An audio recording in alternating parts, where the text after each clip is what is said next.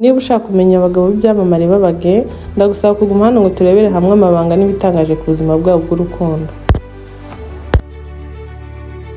Duhere ku mugabo wamenyekanye ku mazina ya Michael Scofield muri Prison Break, aho yemeje ku mugaragaro ko ari umugiye muri 2013, yabivugiye mu ibaruwa yandikiye festival ya sinema yari igiye kubera mu Burusiya, aho yatumiwe yanga kujyayo kubera ko muri iki gihugu badaha uburenganzira abaryamana bahuje igitsina.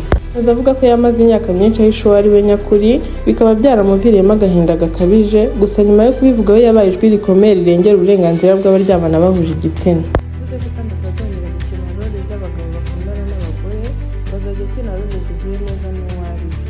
Kuba bibaza impamvu atakigaragara cyane muri iyi minsi, nuko akimara gutangaza ko ari umugiye batongeye kumushyira mu mishinga ya Hollywood, bitewe n'uko abatunganya amafilime bamwe batangiye kumutinya ngo kubera ivangura ryihishe. Kabiri ni Charles wakinnye muri Beauty and Black, aho muri iyi filime n'ubundi yakinnye ari umuge akundana na Varini, nawe usanzwe ari umuge mu buzima busanzwe. Gatatu ni DiCaprio wamenyekanye muri Titanic, aho yakinnye yitwa Jacques akinana na Rosa, nawe n'umwe mu bakomeye muri uyu muryango w'abaryamana bahuje igitsina.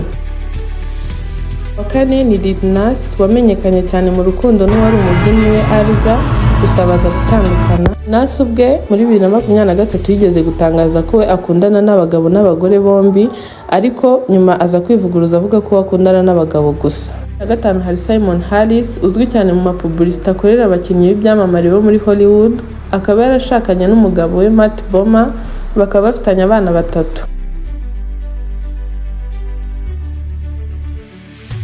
Gatandatu ni Rick Martin wamenyekanye mu ndirimbo La Vida Loca, akaba yaratangaje ko ari umugiye muri 2010, akaba kandi yarashakanye n'umuhanzi witwa Jawan Joseph, nyuma baza gutandukana mu mahoro nyuma y'imyaka 6 babanye. Uyu muhanzi kandi akaba afite abana 4. Utarakora subscribe y'ikora ubundi nze turebe n'abagore b'abarezi BN.